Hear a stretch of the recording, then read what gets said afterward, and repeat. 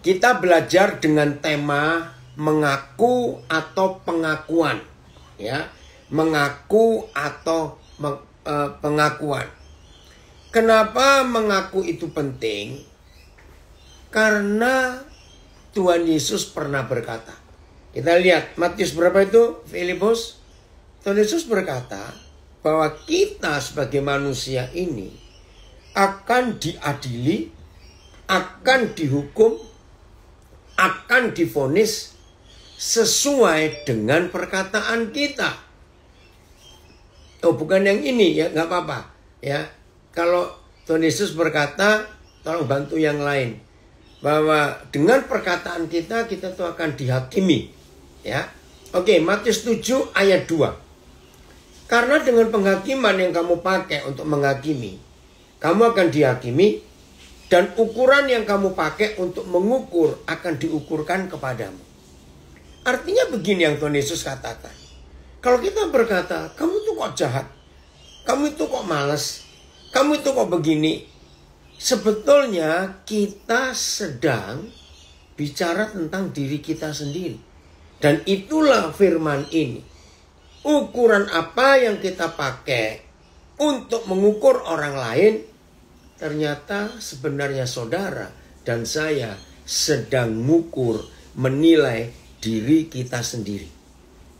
Renungkan itu. Kalau nggak salah Matius 12, Filipus coba cari itu. Ya, jadi jangan main-main dengan mulut kita. Di semua pengadilan di dunia ini, ya, semua pengadilan di dunia. Saudara pasti masih ingat istilah dulu sebelum ada komputer, ada istilah steno. Ya. Saya nggak tahu tepat kata steno itu dari mana. Tapi kata steno itu adalah orang-orang ya di pengadilan negara manapun di dunia itu harus ngetik, dulu kan pakai mesin ketik. Ya semua perkataan jaksa, hakim, ya enggak, pengacara, para saksi, terdakwa, ya itu ditulis semuanya. Sampai titik, koma, tanda tanya, tanda seru, semuanya itu ditulis. Wah, dulu kalau kita lihat ya pengadilan sebelum ada internet atau komputer seperti ini, itu saya seru melihatnya.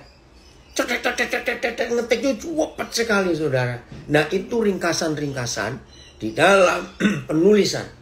Nah kenapa itu penting?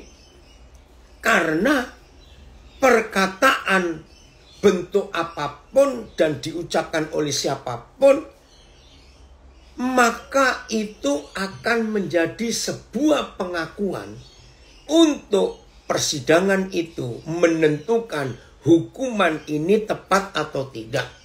Bahkan kalau ada orang yang sudah bicara lalu berkata, aduh maaf tadi saya salah bicara.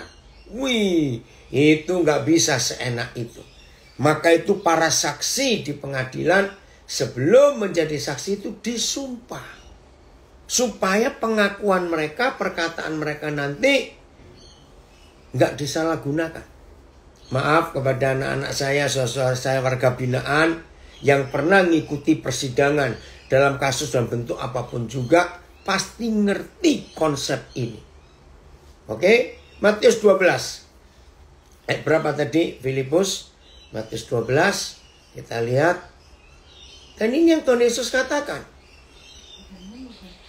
Kenapa? 12 ayat 36. Iya. Tetapi aku berkata kepadamu, setiap kata sia-sia yang diucapkan orang harus dipertanggungjawabkannya pada hari penghakiman. Wih, ngeri, ayeti. Namun aku mengatakan kepadamu bahwa setiap kata yang sia-sia yang diucapkan orang, mereka akan mempertanggungjawabkannya pada hari penghakiman. PIS-nya. Jadi ingatlah, pada hari kiamat setiap orang harus bertanggung jawab atas setiap ucapannya yang tidak berguna. Bertanggung jawab setiap manusia. Dengan kata lain, kita ini dibebaskan atau dihukum tergantung pengakuan kita, kata-kata di mulut kita, TSI.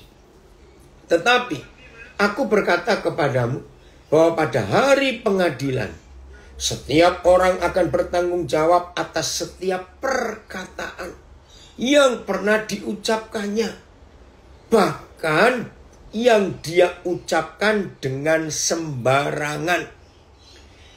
Lagi sekali, semua kita yang pernah ikut terlibat dalam sebuah persidangan di pengadilan, kita akan ngerti kalimat terakhir terjemahan TSI ini. Bahkan yang dia ucapkan dengan sembarangan. Maka itu di dalam pengadilan kita nggak bisa berkata, maaf yang mulia, saya tadi salah bicara. Maksud saya tidak begitu. Oh, itu akan jadi masalah berat buat orang itu. Jadi saudara, perkataan kita, pengakuan kita, itu sangat berdampak besar untuk kehidupan kita. Nah, artinya apa? Jujur. Jujur. Udah Filipus, yang kalau ya katakan ya. Matius berapa itu? Jadi dari kesimpulan semuanya ini jujur. Berkata apa adanya. Nah lihat, satu ayat lagi. Tuhan Yesus pernah ngomong begini. Ya, sambil dicari ayatnya. Kalau iya, katakan iya. Kalau tidak, katakan tidak. Kalau ada orang berkata berlebih atau kurang dari ya dan tidak. Oh, Tuhan Yesus dengan tegas berkata, itu pasti berasal dari setan. Nah, saudara, pemilu 2014. Ya. Itu menjadi pemilu yang paling ngeri di Indonesia. Kenapa? Karena berita hoax. Bacanya hoax atau hoax ya, saya nggak tahu. Hoax ya. Ya, hoax. Wih, itu berseliweran di sosial media. Belum pernah loh negara Indonesia ini mengalami berita yang begitu mengacaukan selain pemilu 2014. Lalu ditambah lagi pemilu pilkada DKI 2017. Waduh, hoaxnya itu ngeri sekali. Matius 5 ayat 37. Terima kasih Lambas. Ya. Matius 5 37. Lihat Tuhan Yesus bilang apa. Feldi, belum telepon papa kamu ya. Tetap percaya masalah keluargamu Tuhan pasti tolong. Matius 5 37. Jika ya, hendaklah kamu katakan ya. Ini kan pengakuan. Jika tidak, hendaklah kamu katakan tidak. Apa yang lebih daripada itu, ngeri, berasal dari si jahat. Maka itu berita hoax, berita yang dibolak-balik, hitam jadi putih-putih, jadi merah-merah, jadi kuning. Itu dari setan. Dan itu mengacau kehidupan. Ayat. Namun hendaklah perkataanmu iya jika iya, tidak jika tidak. Karena yang selebihnya dari itu berasal dari si jahat. PS. Katakan saja iya atau tidak. Lebih daripada itu datangnya dari si iblis. Hoax itu. TSI. Jadi biarlah kamu hanya berkata itu benar kalau hal itu benar. Atau itu salah kalau hal itu salah. Janganlah menambahkan apapun untuk menguatkan sumpah atau perjanjianmu. Saya tambahkan sesuai tema kita, atau pengakuanmu. Karena apapun yang kamu tambahkan dari sumpah, pengakuan, perjanjian yang kita tambahkan, tegas sekali terjemahan sederhana Indonesia ini, itu berasal dari iblis. Kalau saudara buka sejarah Perang Dunia Pertama tahun 1911 sampai 14 kalau saya tidak salah, itu karena sebuah hoax yang terjadi di Austria. Berita dari setan membuat dunia perang. Nah, itu terbukti. Maka itu setiap ketidakjujuran itu berasal dari si jahat. Jadi pengakuan kita. Roma berapa itu Filipus? Coba cari Roma 10 ayat berapa. Dengan mulutmu kamu akan diselamatkan kalau kita pengakuannya benar. Coba cari Roma 10 ayat berapa itu. Jadi mulut kita ini punya kuasa menghidupkan atau membunuh. Ya, pengakuan mulut kita ini punya kuasa untuk mematikan atau menghidupkan. Maaf ya, maaf. Matius Roma 10 ayat 10. Terima kasih ya nih. Nah, sambil ditayangkan ya. Maaf ya, maaf. Aduh, saya ini kalau mau ngomong ini saya harus hati-hati betul. Ini pengakuan. Saudara pernah dengar kata perundungan atau bullying? Ya. Orang hanya ngomong, tapi kata-kata itu bisa membunuh orang. Di Amerika sudah terbukti banyak orang bunuh diri bukan karena apa-apa, karena bullying, karena dirudung, bukan dijelekkan sebetulnya, cuma penerimaan saja. Nah, yang saya mau katakan, maaf ya jangan tersinggung. Saya itu baru tahu loh berapa waktu terakhir ini ada satu kata yang cuma terdiri dari 5 huruf kalau bahasa Indonesia, maaf, gemuk. Saya tuh kaget. Ternyata kata itu bisa membunuh orang. Hah? Betul tidak? Itu pengakuan dari mulut. Nah, sebetulnya kalau dipikir ya, apa salahnya sih? Orang itu ngomong gemuk. Kalau memang dia gemuk, tapi di balik kata itu ada setan. Dia bisa membunuh karakter orang. Dan bisa merusak hidup. Sadis setan itu. Maka itu semua kita mendengar kata orang seperti apa saja, tanggapi dengan enteng. Nggak boleh terpengaruh. Batin kita, pribadi kita nggak boleh terpengaruh. Satu-satunya perkataan yang boleh mempengaruhi hidup kita hanya kalau Tuhan yang bicara. Catat itu. Oke, Roma 10 ayat 10. Kita lihat. Jadi pengakuan kita ini harus kita perhatikan baik-baik. Wow, banyak yang komen. Saya nggak sempat baca nih kalau begini. Banyak. Karena dengan hati orang percaya, maka dia dibenarkan. Dan dengan mulut orang mengaku, dia diselamatkan. AYT. Sebab dengan hati orang percaya dan dibenarkan. Dan dengan mulut orang mengaku dan diselamatkan. PS. Naik Filipus. Ya. Karena dengan hatinya orang percaya, sehingga Tuhan menerima dia sebagai orang yang berbaik dengan Tuhan. Dan dengan mulutnya orang mengaku, sehingga ia diselamatkan. TSE-nya.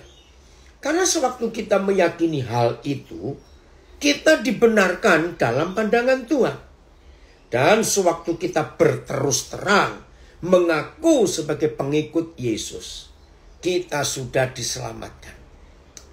Saudara, bagian ayat ini paling gampang. Ingat kasus persidangan Verdi Sambo? Dan akhirnya meruncing menuju ke satu orang saja. Eliezer, Baradae. Betul tidak? Wah, selama ada negara yang namanya Indonesia, belum pernah ada pengadilan tentang masalah apa saja sekuat pengaruhnya sampai seluruh Indonesia bahkan dunia mengikuti persidangan itu. Nah, sebelum persidangan Verdi Sambo itu kasusnya apa itu kopi Vietnam apa? Yang cyanida. Ya, kopi cyanida ya. Itu orang juga seru. Tapi nggak seseru waktu pengadilan Verdi Sambo. Dan sampai bayangkan, Verdi Sambo yang jadi tokoh utama itu bergeser. Semua orang melihat Baradae. Kenapa yuk?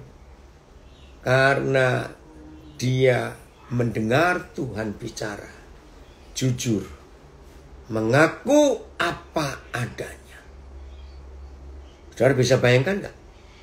Kalau sampai Eliezer hari itu tidak mengikuti suara Tuhan, Maaf ya, karena pengacara yang akhirnya jadi hal yang besar itu Ronnie Talavesi itu kan anak kami. Jadi dia cerita. Oke, FIH-nya.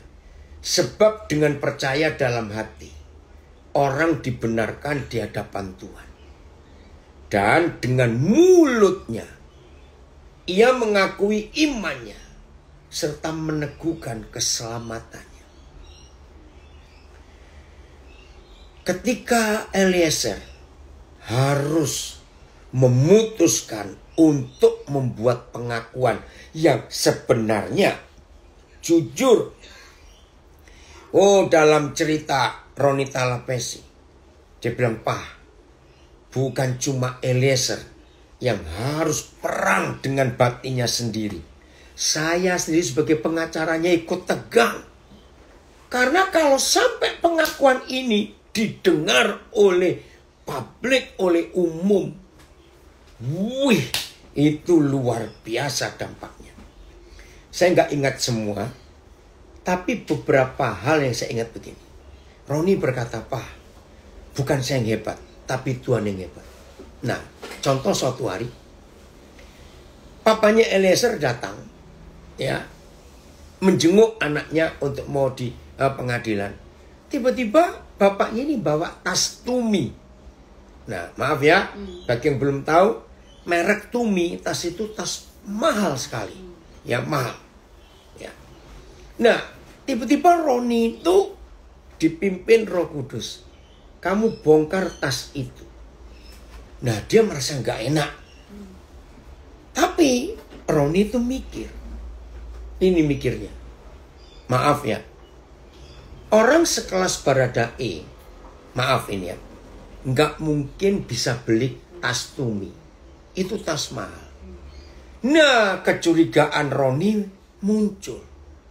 Berarti ini tas ini pasti hadiah. Entah dari Ibu Putri atau dari Pak Ferdi. Karena nggak mungkin. Dan hebatnya lagi, bapaknya Eliezer ini tidak pernah bongkar-bongkar tas itu. Jadi ketika Ronnie minta izin, boleh nggak saya periksa? Silakan. Saudara, ternyata ada nota kecil. Tulisannya, ini saya lupa. Tulisannya Ferdi Sambo atau tulisan Eliezer atau tulisan siapa? Satu lagi itu lupa saya. Apa bukan? Yang satu lagi ajudannya juga itu. Siapa? Dedi. Oke lah pokoknya lupa. Saudara dengar, begitu Ronnie menemukan tulisan itu, dia tuh sampai gemetar.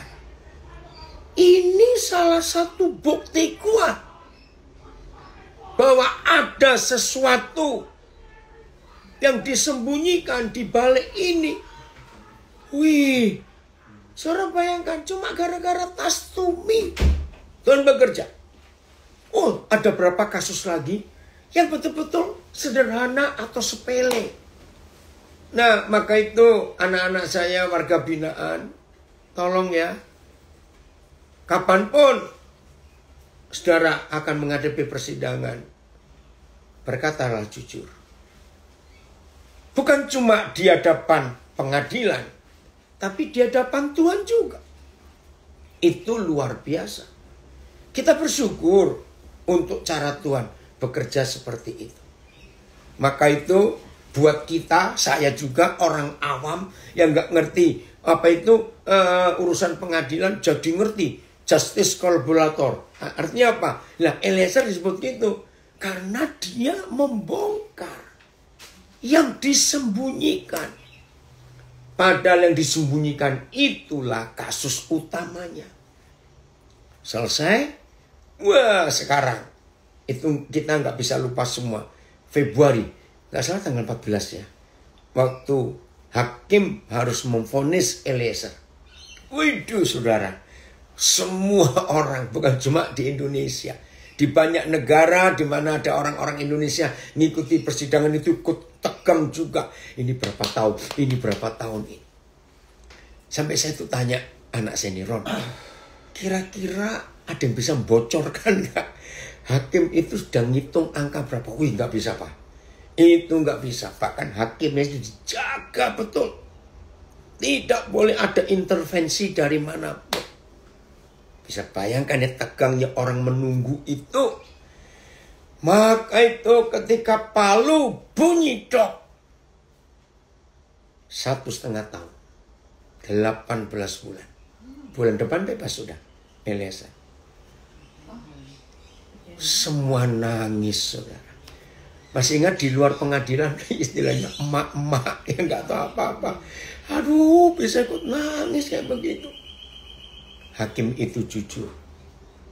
Tuhan mempromosikan dia. Nah ini gara-gara pengakuan yang jujur itu dari Eliezer. Saudara, kita nggak tahu. Nanti kalau Eliezer bebas bulan depan Agustus 2023 ini dia akan kemana kita nggak tahu. Bahkan kontroversi. Seharusnya semua anggota militer yang menjadi terdakwa dan sudah divonis itu nggak bisa balik kepada kesatuannya lagi. Tapi nggak tahu bagaimana Tuhan bekerja sehingga Eliezer boleh balik lagi. Maka itu dalam kehidupan kita, ayolah kita menggunakan hukum ini. Pengakuan. Efesus 4 ayat 25. Nah, sekarang suami istri. Ya. Ingat ya tadi Tuhan Yesus berkata kalau ya katakan ya, kalau tidak katakan tidak. Nah, kalau suami istri nggak pernah punya pengakuan yang jujur, maka setan yang bekerja dalam hidup keluarga itu. Efesus 4 ayat 25. Dan 90 sekian persen retaknya rumah tangga karena ada suami istri yang melanggar ayat ini. Efesus 4 ayat 25. Kita lihat itu. Karena itu buanglah dusta dan berkatalah benar seorang kepada yang lain. Karena kita adalah sesama anggota. Maka itu dalam hidup pranikah, konseling pranikah saya selalu berkata, kalau suami istri sedang berduaan saja, nggak ada orang ketiga, lalu salah satu handphonenya bunyi, demi nama Yesus, yang punya handphone nggak boleh pamit, aku minggir dulu ya, awas itu. Pasangan kita harus ikut mendengar yang telepon kita siapa dan bicara tentang apa.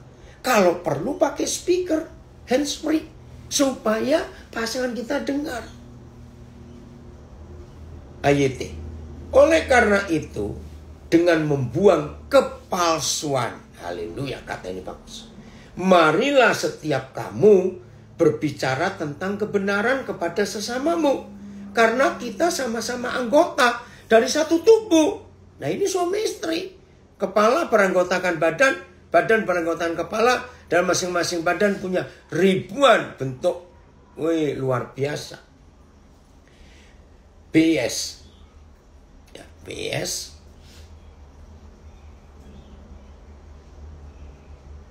Filipus, ya. Karena itu saudara-saudara, karena itu saudara-saudara semuanya, jangan lagi berdusta. Berlakulah jujur yang satu kepada yang lainnya.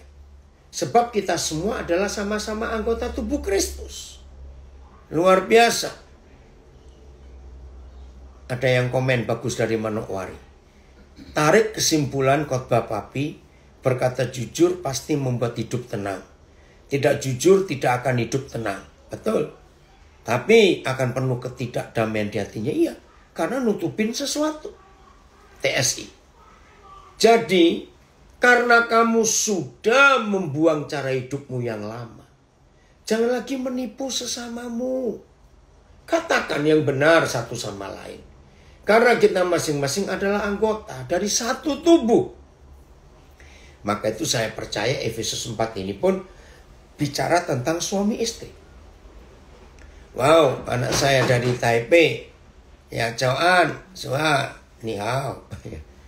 Jadi, satu-satunya penyebab suami dilukai istri dan istri dilukai suami. Satu-satunya penyebab terbesar kalau ada dusta di antara dua orang itu. Sakit loh saudara.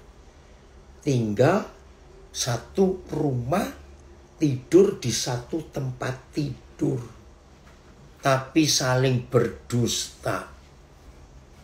Lukanya dalam sekali. Maka itu berkali-kali kalau saya ngajar soal pernikahan. Hai suami istri, jujurlah soal keuangan. Ngapain harus sembunyi-sembunyi? Uangnya suami, istri gak boleh tahu. Uangnya istri, kembali ya saya ngomong. Uangnya istri, suami gak boleh tahu. Untuk apa? Jujurlah. Ya, wohan hao. Saya kunyang. Sisi. Jadi kalau suami istri masih ada dusta, nggak punya pengakuan jujur, satu tabungan, betul, iya, nggak harus sih, ya suami istri boleh punya rekening di bank yang berbeda, nggak apa-apa, tapi asal jumlahnya saling tahu dan penggunanya pun saling tahu.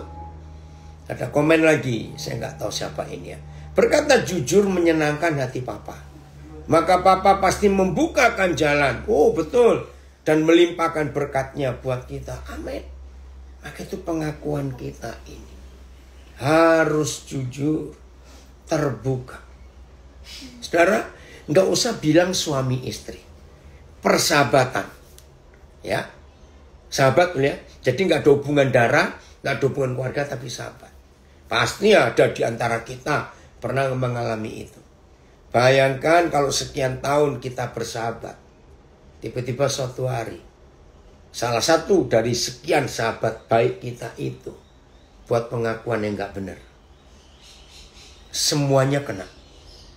Semuanya terluka. Dan jadi sedih dan kecewa. Kenapa kamu begitu?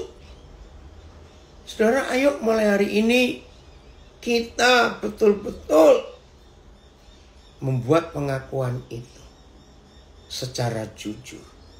Gak usah takut. Tuhan akan membuat pembelaan yang luar biasa dalam hidup kita. Maka itu kasus Baradae itu jadi pelajaran besar buat kita. Hebat hakimnya. Gak bisa disuap. Karena dia tahu. Dia wakil Tuhan yang menyatakan kebenaran itu. Jadi hari ini saudara, kalau kita dapat tema dari saudara kita Pak Filipus, mengaku yang jujur, wah hidup ini luar biasa. Berapa kali saya pernah ngajar beberapa waktu yang lalu. Satu-satunya hidup yang paling capek dan melelahkan. Ya, saya menemukan itu. Satu-satunya hidup yang paling capek dan melelahkan. Penyebab hidup yang paling capek dan melelahkan. Kalau orang itu hidup pakai topeng. Renungkan kalimat ini. Orang yang hidupnya pakai topeng itu paling capek. Jadi tiap kali mau keluar rumah langsung pakai topeng. Dan orang itu punya koleksi topeng banyak sekali. Topeng senyum, topeng marah, topeng tertawa, topeng apa lagi. Capek. Betul? Ada komen lagi. Betul sekali. Pengkhianatan sebenarnya dalam persahabatan adalah kebohongan atau dusta. Juga dalam pernikahan. Betul. Nah, kalau ada di antara kita yang sedang belajar firman ini. Dan saudara pakai topeng. Capek. Cepat lepaskan topeng. Nah ini cuma intermezzo saja ya. Jangan-jangan nanggapi macam-macam. Karena waktu saya cerita ini ada berapa orang heran. Ya kenapa heran? Ya saya itu gak pernah ketemu Ariel, Peter Pan itu loh, orang Bandung, maaf ya. Kan jadi Noah itu sih gak pernah ketemu. Tapi saya tuh jadi tertarik dengan dia. Ketika salah satu hitnya, lagu hitnya, judulnya Buka Topengmu. Itu saya lupa tahun berapa itu. Buka dulu topengmu. Oh ya ada orang Sydney tahu itu. Oh ya ada penggemar Ariel di sini. Waduh hebat. Nah sekarang waktu saya dengar lagu itu, saya tuh senyum. Maaf ya, seharusnya kami semua para pendeta nyanyi juga lagu itu. 2003. Waduh. Supaya para hamba Tuhan jangan pakai topeng dalam hidup. Biarlah orang itu tahu apa adanya kita. Kalau mereka tahu kelemahan kita, enggak apa-apa. Saya pun enggak takut. Kalau ada orang tahu kelemahan saya, memang saya manusia. Dan kalau ada orang mengingatkan saya berubah. Ini dia. Ini, ada pertanyaan. Baik, saya baca. Saya nggak tahu dari siapa. Pak, kalau istri tahu suami selingkuh dan merasa jijik dengan suami, bagaimana cara memulihkannya? Di mulut sudah mengampuni, tapi hatinya merasa sakit. Thank you. Jawabannya dari firman. Maaf ya. Kalau suami ketahuan selingkuh, istri harus rendah hati. Atau sebaliknya. Kalau suami tahu istrinya selingkuh, suami harus rendah hati. Nggak usah merasa jijik dulu. Mari kita pakai KUHS. Saya sering bilang bukan? Kalau KUHP saya nggak hafal. Kitab Undang-Undang Hukum Perkara. Atau hukum pidana. Atau hukum perdata. Tapi di warga binaan sering diselewengkan. Kasih uang habis perkara. KUHP. Nah saya itu nggak hafal. Di KUHP pasal pembunuhan ada banyak. Pasal perzinahan, pasal pencurian ada banyak. Tapi KUHS, Kitab Undang-Undang Hukum Surga, saya tahu betul. Nah, pertanyaan tadi saya akan jawab dengan KUHS, Kitab Undang-Undang Hukum Surga. Di dalam hukum surga, berzina itu ternyata nggak harus ketemu orangnya. Ini hukum yang luar biasa. Jadi berzina buat Tuhan, kita nggak pelukan. Bahkan kita nggak di tempat tidur. Ini kan hukum yang luar biasa. Bunyinya, barang siapa melihat orang lain dan menginginkannya. Baru menginginkan loh. Jadi nggak noel, nggak nyentuh, nggak meluk, nggak cium, enggak. Melihat dan ingin. Hukum surga berkata, kamu sudah berzina dengan dia di pikiran. Istri yang selingkuh, suami yang selingkuh, yang tidak selingkuh, saya tanya. Menurut KUHS ini, sesuci-sucinya seorang suami yang gak pernah selingkuh secara fisik. Sesuci-sucinya seorang istri yang gak pernah selingkuh secara fisik. Tolong jawab. Hukum ini kena ke kita gak? Saya sering berkata, sependeta-pendetanya seorang pendeta, ya saya dah. Dengan hukum itu, mata saya pun masih bisa kurang ajar. Catat itu. Jadi suami, maaf, yang tanya ini, istri yang diselingkuhi suaminya jangan merasa jijik. Periksa diri kita. Ternyata kita juga pernah selingkuh. Kalau saya berkata, kita juga sering berzina. Nggak ada orang yang tahu. Cuma diri kita dengan Tuhan.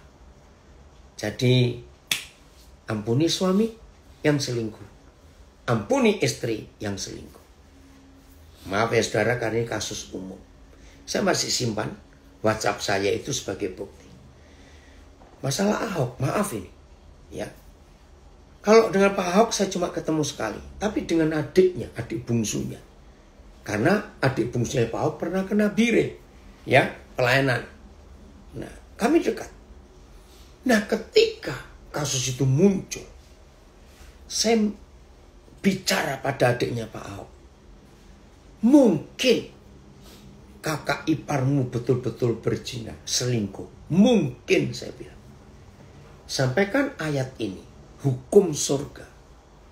Apakah kokomu gak pernah selingkuh? Jadi sebelum dia memutuskan menceraikan istrinya, periksa dirinya sendiri. Ya, pilihan ada di tangan mereka, saya juga tidak tahu. Tapi yang penting saya sudah sampaikan fakta ini. Saudara, inilah kehidupan. Maka itu jangan kita izinkan setan yang merusak kehidupan kita. Apa ini? Berkata jujur berisiko. Berbohong juga berisiko. Perbedaannya adalah konsekuensi jangka panjangnya. Wih, betul sekali kalimat ini. Ya, dua-dua risiko. Jujur berisiko, bohong berisiko. Tapi kalau kita mau mikir, lebih baik jujur walaupun berisiko. Karena Tuhan akan membela.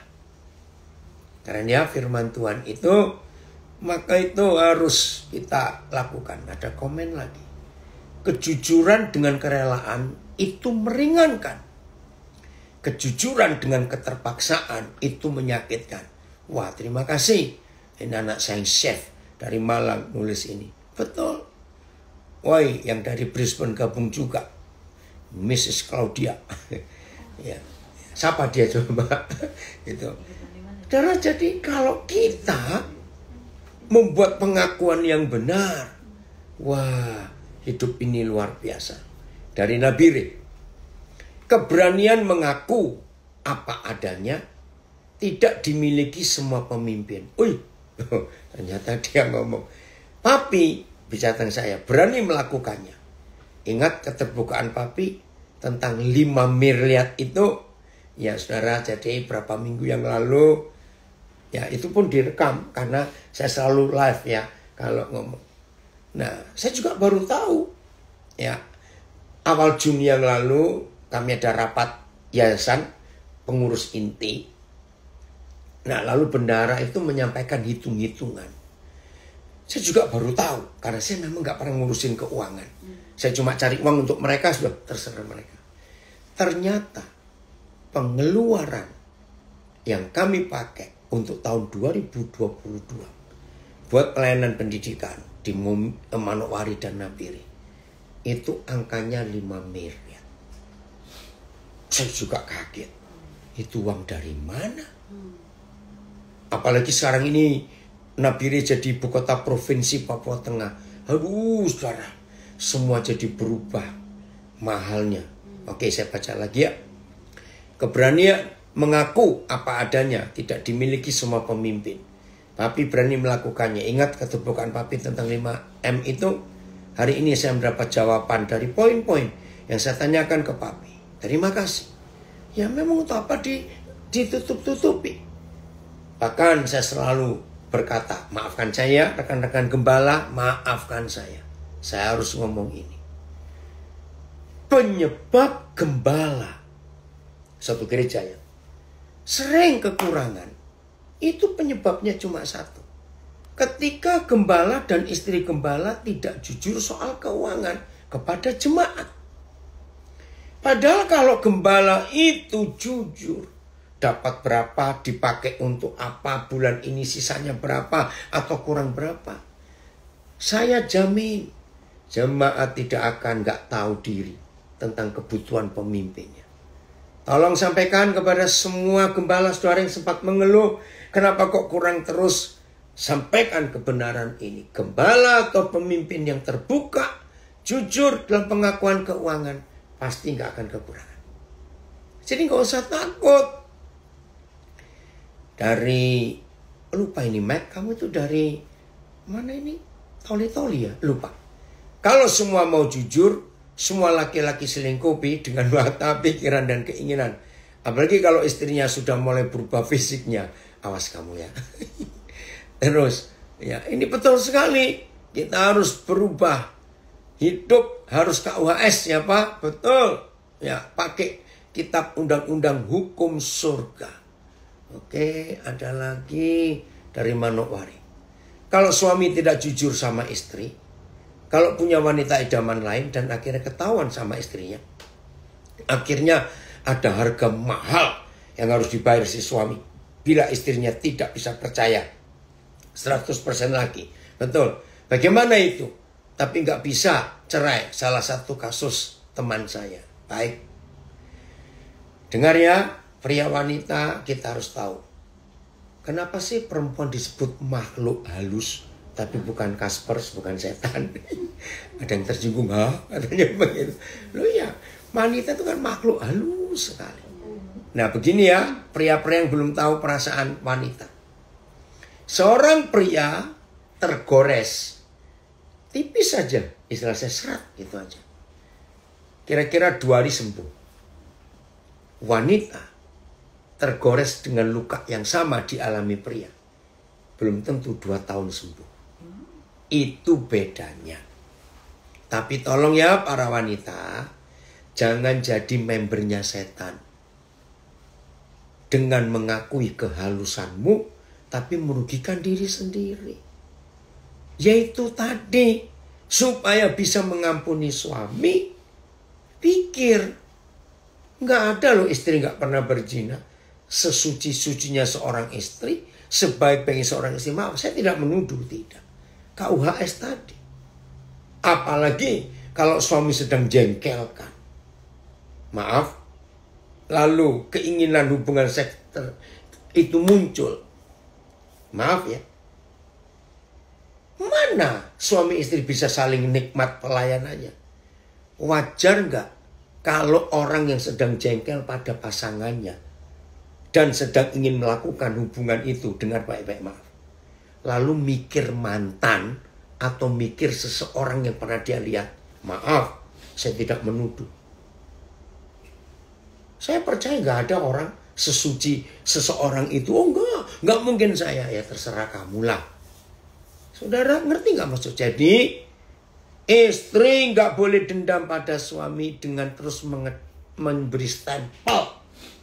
Dasar kamu tukang selingkuh. Stop. Periksa ke diri kita sendiri. Ini dia. Oh terima kasih ya nih yang ngirim Matius 5 ayat 2b. Tetapi aku berkata kepadamu, setiap orang yang memandang perempuan, gak harus perempuan lah, serta menginginkannya, sudah berzina dengan dia di dalam hatinya. Betul. Jadi Tuhan itu luar biasa dalam parigi. Papi lupa ya. Jadi istri ampuni suamimu, jangan punya alasan, excuse. Ya aku kan perempuan, nggak bisa. Oke ya, kita lanjutkan. Maka itu firman Tuhan ini luar biasa dalam hidup kita. Saudara, pengakuan itu artinya terbuka, openness.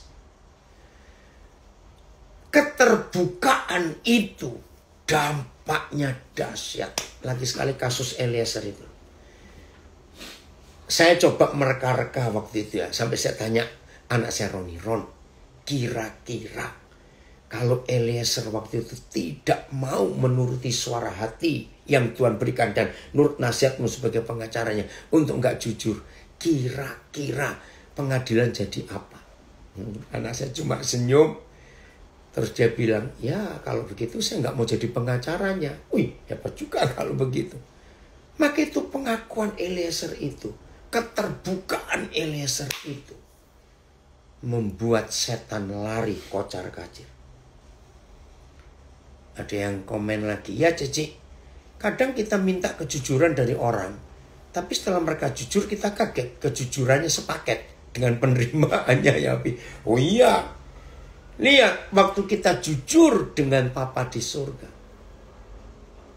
harusnya dia syok juga loh, lihat kekurangan ajaran kita ini. Tapi ya Tuhan terima, Papa terima kita apa adanya. Saya ulangi, openness atau keterbukaan itu membuat kegelapan nggak ada tempat untuk bersembunyi. Coba renungkan kalimat ini. Keren loh saudara. Saya ulangi, orang yang berani jujur, terbuka, nggak takut diketahui rahasianya atau apa saja. Saudara, orang itu lega hidupnya. Nggak perlu kemana-mana jaga-jaga. Aduh jangan sampai handphoneku diintip. Aduh jangan sampai gini. Aduh jangan sampai ketahuan uangku berapa. Aduh jangan sampai ketahuan. Ini capek hidup kayak begitu. Kita ingat kejadian pasal 3. Setelah Adam dan Hawa jatuh dalam dosa, apa yang mereka buat? Sembunyi. Lah ya, Tuhan kok diajak main cilukba atau main petak umpet. Apalagi sembunyinya di balik semak. Nggak usah Tuhan lah. Lepaskan seekor anjing, bisa tahu kok mereka dua ada di mana. Betul? Tapi ada yang aneh. Begitu manusia bersembunyi, Papa itu tanya, hei, kamu di mana? Ada komen lagi, berarti wanita harus kuat mental dong, Pak. Nggak cuma wanita, pria juga harus kuat mental. Karena ada wanita-wanita, maaf, saya cuma ngomong jangan tertuduh. Ada istri siswa nggak jujur. Betul? Lihat kasus-kasus terakhir di Indonesia. Siapa yang merusak kedudukan para pejabat yang berstatus suami? Ya istrinya. Yang suka flexing atau pamer itu, maaf loh. Jangan tersinggung. Jadi nggak harus wanita yang kuat mental. Semua kita juga. Ada yang komen dari Siantar ini. Hidup dengan kebohongan sama dengan hidup dengan ketakutan. Betul. Nggak tenang hidupnya. Oke, lagi sekali. Papa tanya, hei manusia, di mana kamu? Nah saudara, kasus ini terus jadi diskusi. Kenapa? Karena saya percaya, tapi banyak orang tidak percaya. Kalau papa hari itu betul-betul nggak tahu Adam dan Hawa sembunyi di mana. Nah ini orang sulit percaya. Nggak mungkin, kan dia maha tahu. Betul dia maha tahu. Tetapi ketika manusia tidak jujur, kemahatauannya jadi tertutup, nggak berfungsi. Loh kok bisa? Ternyata Kejadian 3 menuliskan itu untuk kita terbuka. Diterangkan oleh Wahyu pasal 3. Kok bisa sama ya pasalnya? Di kitab pertama, kitab Kejadian, di kitab terakhir, kitab Wahyu, di angka pasal yang sama, pasal 3. Betul, dari Malang, kejujuran itu menyembuhkan. Betul. Saudara masih ingat Kejadian Wahyu 3 ayat 20? Suatu hari Tuhan Yesus ingin pulang ke rumahnya, yaitu gereja Laodikia. Ada hal yang aneh. Makasih Im, anak saya dari Salatiga, memberi selamat. Dia berkata gini, aku berdiri di muka pintu, ingin masuk, tapi kok pintunya belum dibuka. Maka itu aku ketok. Nah kalau ada yang dengar ketokanku dan buka pintunya, aku baru bisa masuk. Dan kalau aku masuk, aku akan makan bersama kamu. Dan kamu makan bersama aku. Ayat ini tuh bukan cuma lucu, bukan cuma aneh. Tapi kok bisa sih? Ayo kita mikir. Tuhan Yesus loh ini, bukan kita. 2 hal. Pilih, dua-dua pun boleh. 1. Dia bisa dobrak nggak? Bisa sekali. Nggak usah dobrak. Ditiup. Pintunya buka. Yang kedua. Bisa nggak Tuhan Yesus masuk tanpa dibuka kuncinya? Jawab dong. Yang di sini jawab. Ayo. Bisa nggak? Nggak bisa kan, zaman dulu kan nggak ada. Bisa enggak. Bukan karena Tuhan. Bukan karena itu.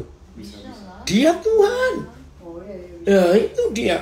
Jadi walaupun kuncinya nggak dibuka, dia itu Tuhan. Bisa masuk, saudara.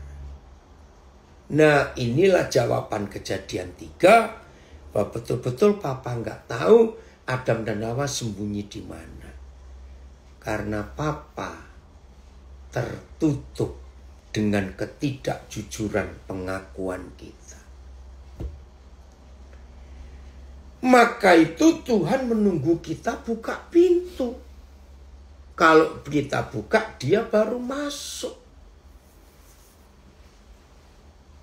Ada pertanyaan dari Banjarmasin. Kalau simpan uang buat anak dan sepengetahuan anak, tapi nggak bilang dengan istri itu bagaimana? Sama saja setali 3 uang istrinya sama dengan bohong. Ya kenapa? Wong itu mamanya sendiri kok sampai nggak boleh tahu. Nah, tolong bereskan. Oh, ada yang salah sebentar. Terus ada pertanyaan lagi. Komen. Kejujuran adalah yang utama walaupun kadang sering dimanfaatkan oleh orang lain. Nah itu yang tadi dari Nabi Riana saya tanya, nggak usah takut. Nah jadi waktu selesai saya ngomong 5 minit, ada yang bilang, kok berani ngomong gitu? Maksudnya gimana? Berarti uangnya banyak. Ya yang pegang bukan saya kok, bendahara yang pegang. Kalau dia mau mikir macam-macam, ya cek bendahara. Gitu cukup repot, gitu ya. Nah, ada yang bilang bisa saja buka, tapi Tuhan mau respon manusia bukan. Betul. Tapi yang penting jujur. Dari Saya antar kamu bahasa apa lupa lagi. Terkadang manusia banyak anggap remeh sama Tuhan karena begitu simpel. Dan Yahweh Tuhan tidak ribet, tidak seribet para hamba Tuhan. Betul, ayolah kita jujur pokoknya. Nah, jadi mulai hari ini saudara, Metro harus keluar, Tuhan memberkati. Selamat bertugas, ya. Jadi kalau kita jujur terbuka dengan Tuhan, hasilnya itu luar biasa loh, saudara. Hidup itu tenang. Nah, jadi yang paling penting catat ini. Kegelapan tidak punya tempat di dalam hidup orang yang jujur. Itu saja, nggak ada tempat. Karena nggak bisa sembunyi. Ya, sampai suatu hari ketika saya baca kitab Mazmur bahwa Tuhan itu matahari kebenaran. Wah, saya makin dapat. Contoh ya, sekarang saya nggak tahu saudara tinggal di mana, ya di rumah bagaimana. Ya, kalau saudara lihat suasana di rumahnya Yani yang saya lagi zoom ini kan terang karena memang di sini baru jam 1 ya. Jadi matahari masih bersinar. Seandainya kita di sebuah ruangan yang kiri kanan semuanya kaca, pintu pun pakai kaca. Renungkan. Dan kita lagi kumpul jam 12 siang. Matahari terik sekali. Matahari itu adalah Tuhan ya, karena dia ngomong begitu. Ya. Shalom papi, saya ini baru bebas dari lapas Gedung Pane. Ya, Lim, kalau kamu punya HP papi, kamu kontak ya, nanti kita bicara. Papi ingin tahu setelah kamu bebas ini mau apa. Ya. Kalau nggak punya nanti mungkin sampai Filip bisa nuliskan di IG saya ini. Saya lanjutkan. Tiba-tiba pemimpin pertemuan kita di ruangan yang kaca semua terik siang hari itu punya ide. Ayo kita tutup semua kaca ini dengan tirai hitam yang 3 lapis. Renungkan, 3 lapis. Saya tanya, walaupun sedang terik panas matahari dan kita di ruangan yang pakai kaca semua tapi kita tutup dengan tirai hitam 3 lapis dan tidak pakai lampu. Saya tanya, mataharinya kalah atau menang? Oh, terima kasih Filipus. Mazmur 84 ayat 11. Sebab Yahweh Tuhan adalah matahari dan perisai. Kasih dan kemuliaan ia berikan. Ia tidak menahan kebaikan dari orang yang hidup tidak bercela. Apa artinya tidak bercela? Mengaku jujur. Nggak bercela itu nggak pernah bohong. Sebab Yahweh Tuhan adalah matahari dan perisai. Tuhan mengaruniakan anugerah dan kemuliaan. Dia tidak menahan hal baik dari mereka. Naik lagi Filipus ayatnya. Naik. Filipus. Paping. Dia tidak menahan hal baik dari mereka yang berjalan dengan tidak bercela. Sama.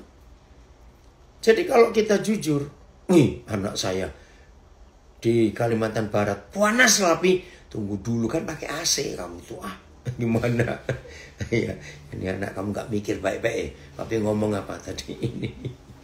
Oke, PS. Sebab Yahweh Tuhan pelindung kita dan Raja yang agung, yang menganugerahi kita kasih dan kehormatan. Gak ada kata mataharinya ya. Oke, gak apa-apa.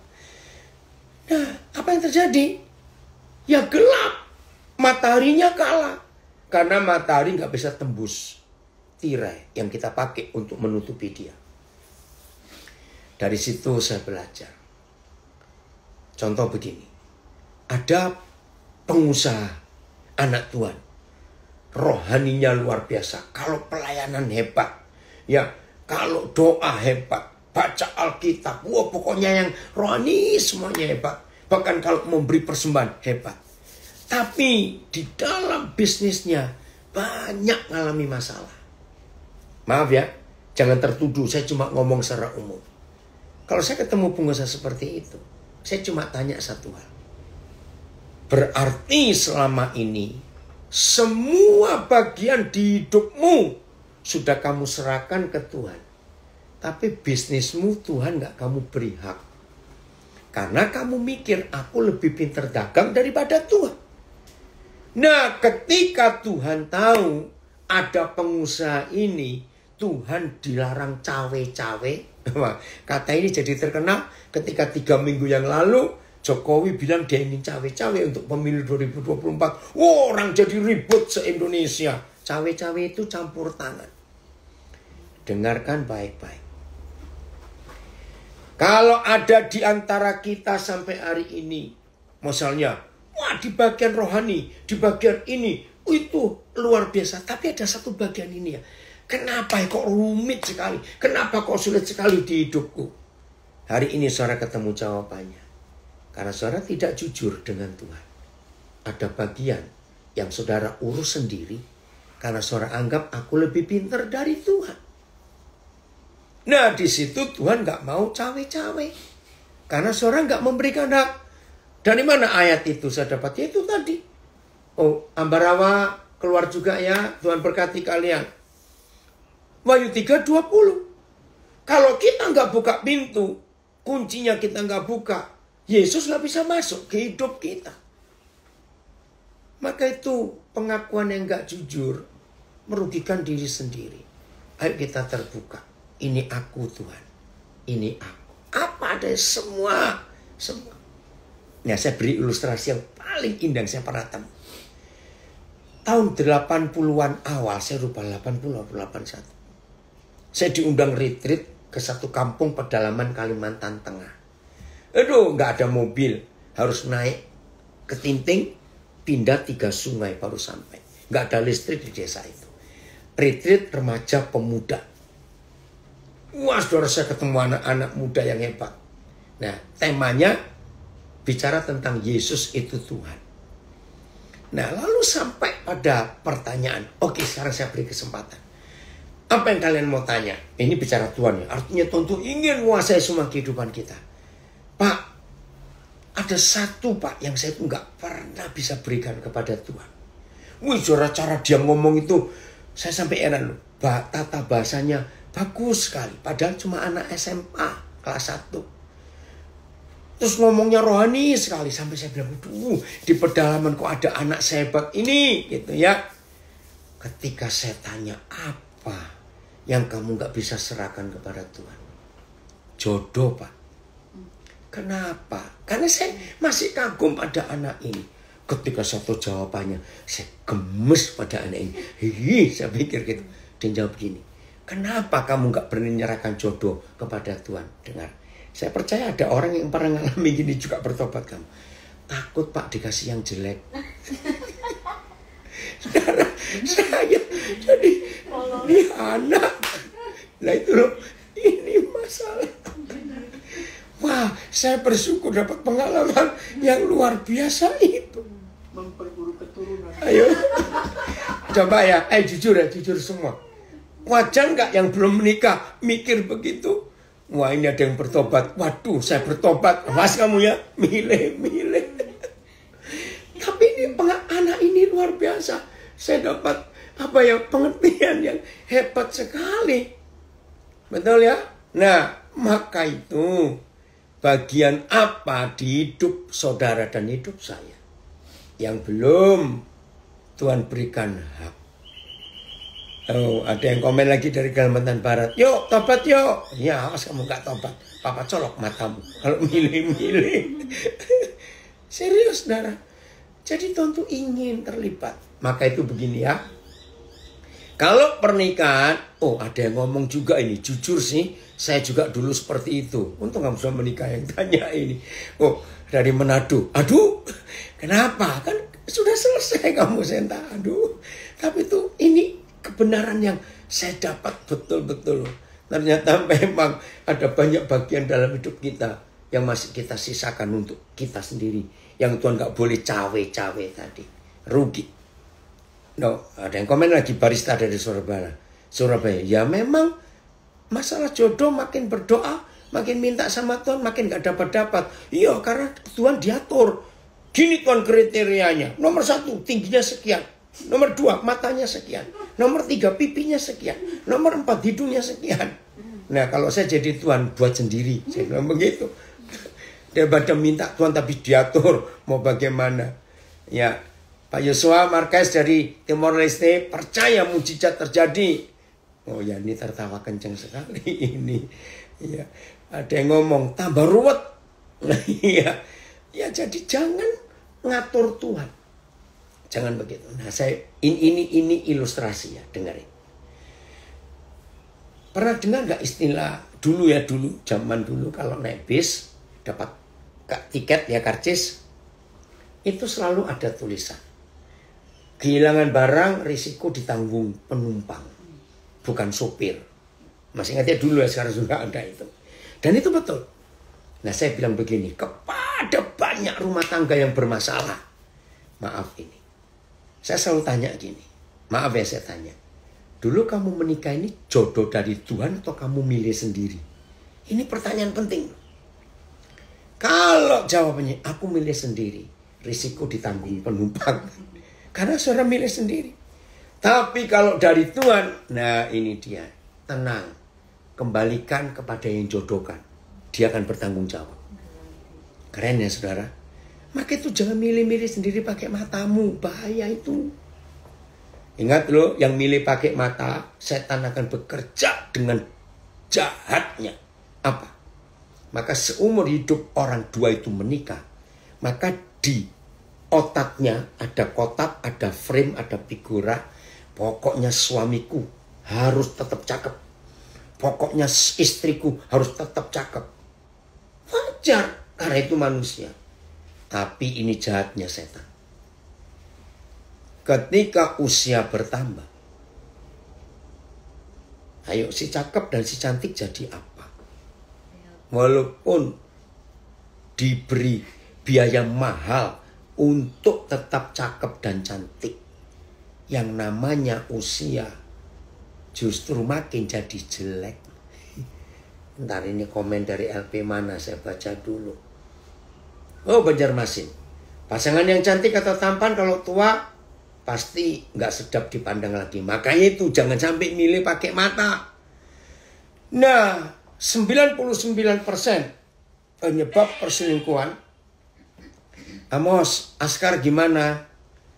Ini cucu saya yang kena demam berdarah sampai parah. Sudah ICU. Pak, belum dengar kabar Amos, Askar? Hebat ya Tuhan ya. Ngeri sekali waktu kasus itu. Nah, ketika setan tahu suami ini tetap ingin istrinya cantik, istri itu tetap ingin suaminya cakep, maka si suami dan si istri dibuat tidak bisa melihat ke dirinya sendiri yang sudah peot itu, dan dia tetap nuntut pasangannya harus cakep, harus cantik. Perselingkuhan terjadi.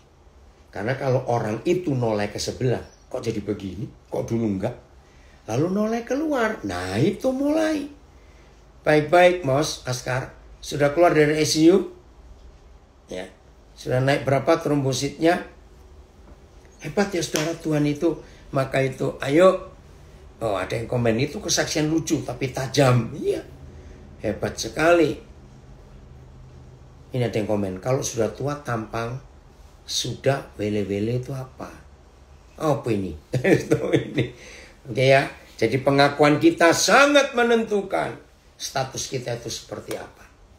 Terima kasih Bapak, kau mengajar kami untuk berkata jujur. Terpujilah namamu. Oh belum ya, Amos, kita tetap percaya, yang penting masa krisis sudah lewat. Dalam nama Yesus tolong Askar Tuhan. Terima kasih. Oke, mau berubah? Diturunkan dan dikilo, maksudnya apa? Oh turun mesin, ngawur aja ini. Ada yang tertawa ini ya orang-orang turun mesin. Iya.